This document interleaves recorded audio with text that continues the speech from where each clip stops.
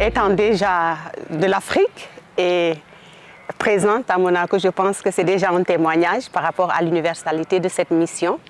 Donc l'archidiocèse de Monaco a voulu concrétiser cette universalité de la mission à travers l'invitation de notre congrégation et d'ailleurs d'une autre congrégation aussi ivoirienne qui sommes là. Nous sommes dans la pastorale, dans cette mission des œuvres pontificales et les autres sont dans l'éducation. Donc ce que je peux dire en résumé sur le témoignage de la mission au niveau de Monaco, c'est une ouverture en tout cas. Une ouverture très positive.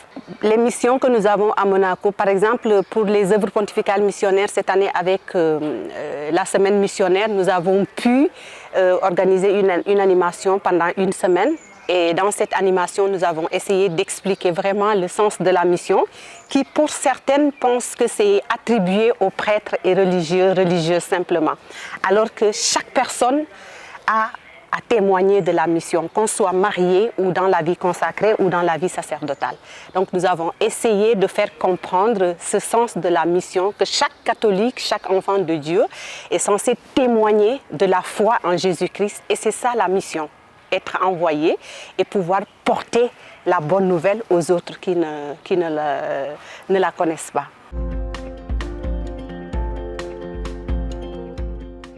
Être témoin du Christ, c'est tout simplement partager l'amour, la charité fraternelle là où nous sommes, briller de cet amour dans une société aujourd'hui qui évolue d'une façon très rapide. Moi, je pense que la relation, mettre au cœur de nos relations l'humanité, c'est quelque chose d'une grande importance aujourd'hui. Donc, être témoin, c'est pouvoir tout simplement partager la charité fraternelle, la joie, un sourire tout simplement, parce qu'à côté de cette mission spécifique, nous avons aussi l'accompagnement des personnes âgées, donc, ou bien les personnes malades ou handicapées, et parfois qui sont seules. Donc nous, notre témoignage, c'est tout simplement leur apporter cette chaleur humaine, une relation conviviale. Ce que je pourrais dire est que c'est un message fort, que chacun devrait faire un credo.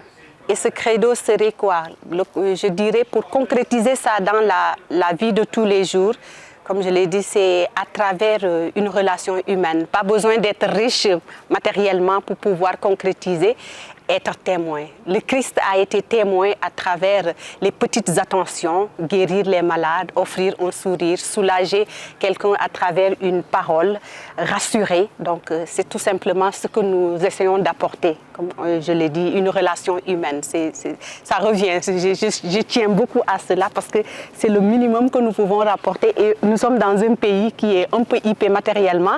Donc on n'attend pas de nous, de toutes les façons, de l'argent. Nous n'avons d'ailleurs ni or ni argent à apporter. Mais comme je l'ai dit, notre amour, notre affection, voilà.